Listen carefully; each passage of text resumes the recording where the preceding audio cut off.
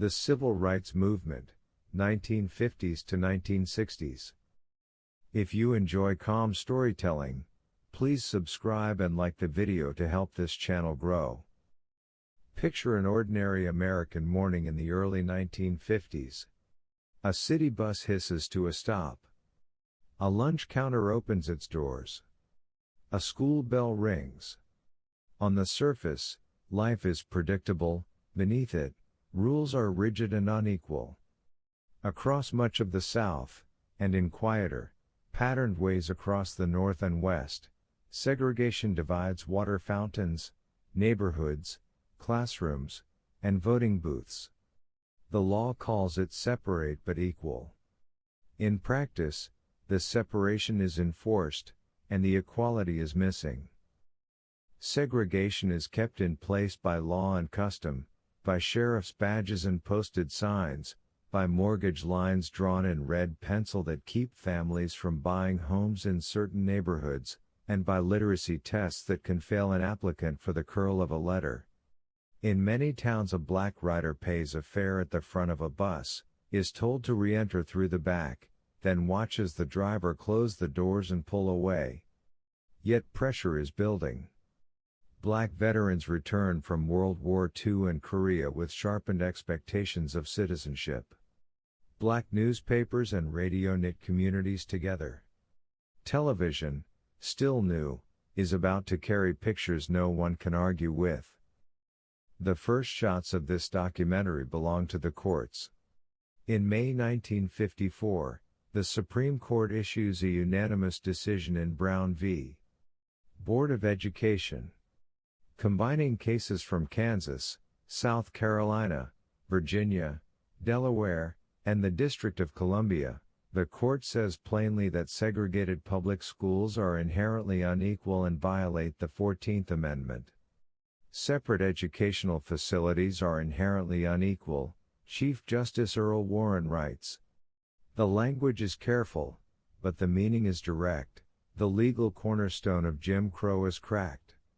A year later, in Brown 2, the court instructs school districts to desegregate with all deliberate speed, a phrase that leaves room for delay, and invites confrontation.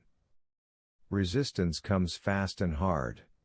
In August 1955, a 14-year-old boy named Emmett Till travels from Chicago to visit family in Mississippi. He is kidnapped and murdered after being accused of offending a white woman. His mother, Mamie Till Mobley, chooses an open casket. "Let the world see what they did to my boy," she says. Photographs of his face run in black newspapers and magazines. A private grief becomes a public reckoning and steals a generation for the work ahead. That winter in Montgomery, Alabama, the movement finds a way to turn everyday life into a lever for change. On December 1, 1955, Rosa Parks, NAACP secretary and longtime activist, refuses to give up her bus seat to a white passenger. She is arrested. Churches fill with meetings, mimeograph machines hum, E.D. Nixon, Joanne Robinson, and local organizers plan a bus boycott. A young pastor, Martin Luther King Jr., becomes its spokesperson. For 381 days, black residents walk, carpool, and endure harassment and arrests. Mechanics keep donated cars running, barbers cut hair late to fit new schedules, congregations pass the plate for bail money. In November 1956, the Supreme Court upholds a lower court ruling in Browder v. Gale. Bus segregation is unconstitutional. Montgomery's system desegregates. The strategy, discipline, nonviolence, steady organization, and economic pressure, proves it can work. The camera shifts to Little Rock, Arkansas, September 1957. 9 black students, carefully chosen for academic strength, attempt to enter Central High School. A hostile crowd gathers. The governor uses the National Guard to block their way. For weeks the standoff grows until President Dwight D. Eisenhower sends the 101st Airborne Division to enforce federal law. Soldiers escort the Little Rock Nine through the doors and down halls lined with jeers. One girl, Elizabeth Eckford, walks alone through a corridor of faces twisted with hate. Each day is a grind of insults and threats, but a principle is established: federal law will be defended. Change now pours in from many directions at once. In Greensboro, North Carolina, on February 1, 1960, 4 students from North Carolina Aunt, as L. Blair Jr., later Jibril Kazan, Franklin McCain, Joseph McNeil, and David Richmond, sit down at a whites-only Woolworth's lunch counter and politely ask for service. When they are refused, they remain. The tactic spreads: Nashville, Atlanta, Richmond, Jackson, and with it a new wave of leadership. In Nashville, students trained in nonviolence by James Lawson, Diane Nash, John Lewis, and others face arrests, beatings, and taunts, but refuse to strike back. The moral contrast is unmistakable. By summer, many chains announce they will serve all customers. Out of the sit-ins grows SNCC, the Student Nonviolent Coordinating Committee, a force that will carry courage into the hardest places. In 1961, buses again become a stage for the struggle. CORE, the Congress of Racial Equality, organizes the Freedom Rides to test Supreme Court rulings that ban segregation in interstate travel facilities. Black and white riders board buses in Washington, D.C., bound for New Orleans. In Anniston, Alabama, one bus is firebombed, riders stagger out choking and are beaten on the roadside. In Birmingham and Montgomery, riders are attacked again while police stand aside. The photographs burn into the national conscience. The Kennedy administration, reluctant at first, sends federal marshals. That fall, the Interstate Commerce Commission orders clear desegregation of bus terminals. Where law was ignored, it is now enforced. Birmingham becomes the crucible in 1963. The city has long been called Bombingham for the number of racially motivated explosions. The Southern Christian Leadership Conference, SCLC, joins local leader Fred Shuttlesworth to challenge segregation in downtown stores and in hiring. Police Commissioner Eugene Bull Connor answers with arrests, dogs, and high-pressure fire hoses. When adult volunteers run low, teenagers and children step forward in the Children's Crusade. They march in neat lines, singing. The hoses knock them down, the dogs lunge, the jails fill. Television broadcasts the scenes into living rooms across the country. Negotiations produce a desegregation agreement, and then, on September 15, a bomb explodes at the 16th Street Baptist Church, killing Addie Mae Collins, Denise McNair, Carol Robertson, and Cynthia Wesley. The victory is real, the grief is bottomless. That summer, organizers call the nation to its capital.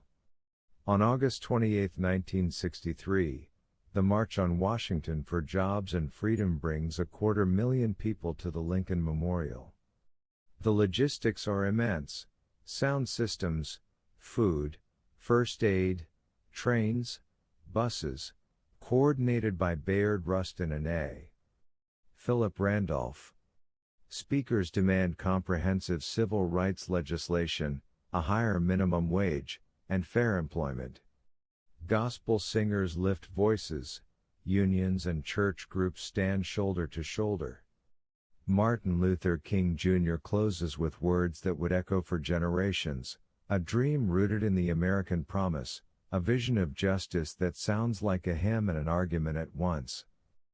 The next year proves how necessary law is.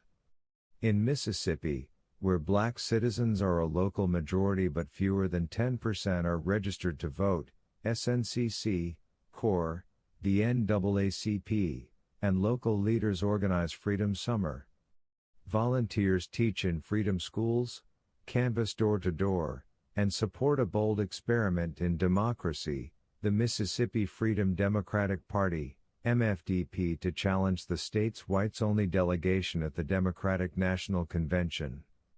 During the project, 3 civil rights workers, James Chaney, Andrew Goodman, and Michael Schwerner, disappear.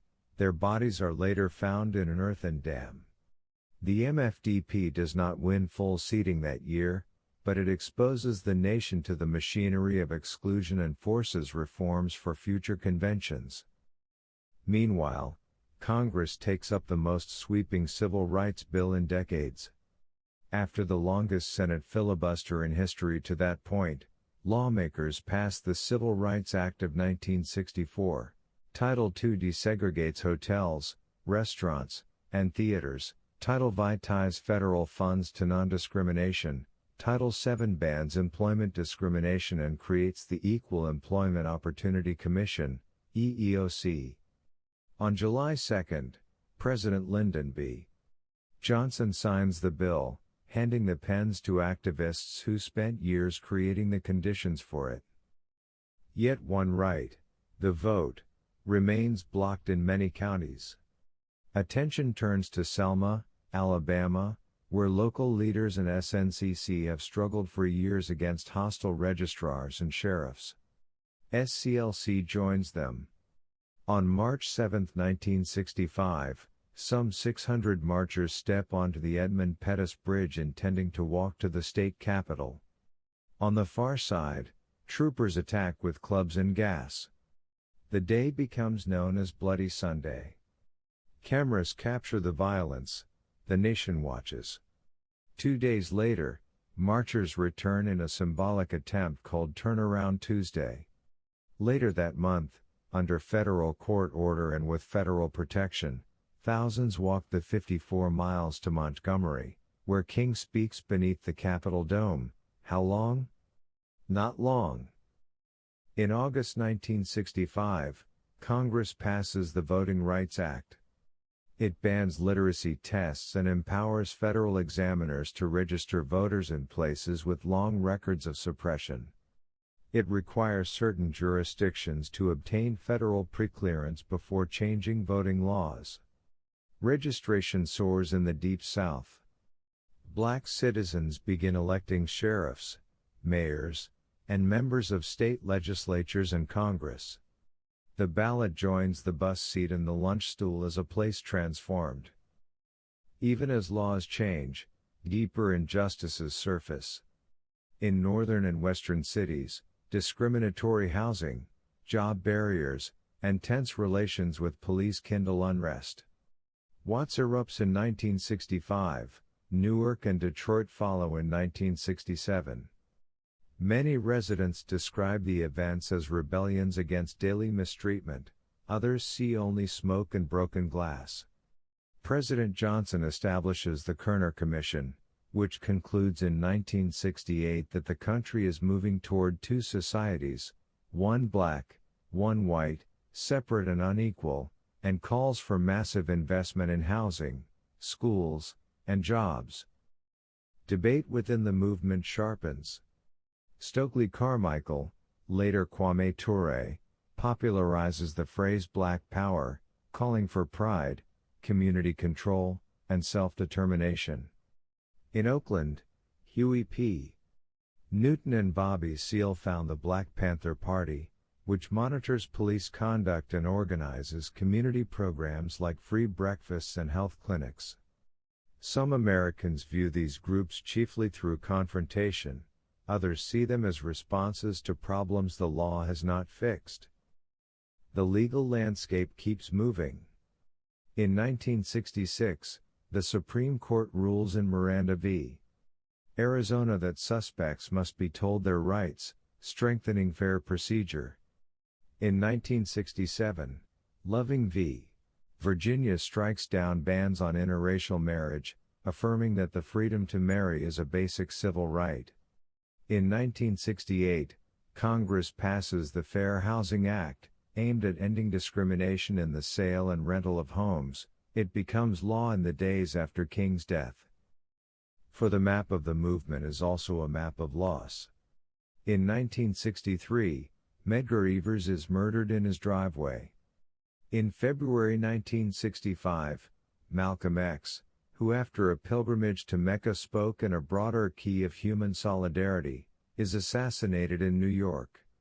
On April 4, 1968, in Memphis, where he supports striking sanitation workers carrying signs that read "I am a man," Martin Luther King Jr. is shot and killed. Shock rolls across the country, uprisings erupt in more than 100 cities. Days later, Congress passes the Fair Housing Act. Grief and law move together, as they often have in this story. Through all these years, the movement's engine is ordinary people practicing extraordinary discipline. Teachers risk their jobs to register voters. Domestic workers walk miles during boycotts. Students carry index cards with emergency numbers before sit-ins. Ministers collect bail money in paper envelopes. Lawyers draft briefs deep into the night. Reporters and photographers bear witness. Choirs keep time. Nonviolence, planned in workshops, tested on sidewalks, and measured against batons and dogs, becomes not only a tactic but a moral language the world can understand. Government moves because people move it. Presidents negotiate, courts write orders, Congress hammers out bills, but the momentum begins in basements and sanctuaries, barbershops and kitchens. Tactics vary: boycotts, marches, freedom rides, lawsuits, voter registration, economic pressure, but the through line is dignity, a refusal to answer hatred with hatred, and a determination to make America match its own promises. By the end of the 1960s, the landscape has changed. Legal segregation, the sheriffs, ordinances, and signs, is dismantled. Black students attend schools and universities that once barred them, though fights over resources and representation continue. Formerly excluded voters choose city council members, sheriffs, legislators, and members of Congress. Television news has learned to put cameras where pressure is applied. Churches that planned boycotts remain centers for memory and organizing. A generation that risked everything has made the Constitution feel more like a living document and less like a distant ideal. The achievements are real, and the work is unfinished. Economic gaps persist. Schools often separate by address and income even without explicit laws. Voting rights expand and later face new legal tests. Housing discrimination changes shape rather than disappearing. Racism adapts, so must civic courage. Each era must decide how to continue the work using tools earned at great cost: coalitions, careful lawsuits, persistent organizing, and the stubborn art of showing up together. The closing image returns to simple places: a bus where anyone may sit, a classroom where children learn side by side, a courthouse where juries reflect the whole community, a polling place where a quiet line of citizens waits without fear. The camera lingers on faces long enough to register something simple and profound: the everyday dignity that movements are built to defend. The civil rights movement is more than a chapter in textbooks, it is a civic habit, a way a nation learned, sometimes painfully, to treat its people as equals. When we tell this story, we remember famous names and also those who never held a microphone: mothers who ironed shirts late at night after meetings, elders who opened their porches to traveling organizers, teenagers who practiced keeping their hands at their sides while people shouted inches from their faces. History changes because ordinary people decide they will no longer accept what they know to be wrong, and then persuade a country to agree. Fade out on late afternoon light across the steps of the Lincoln Memorial. Visitors read words carved into stone. Somewhere, a choir rehearses. Somewhere else, a child stands with a parent in a voting booth. The promise of the movement lives in those quiet rooms and open streets, in the law and in the daily choice to make equality real. The chorus continues, steady, insistent, and strong, carrying forward the rhythm that changed America forever.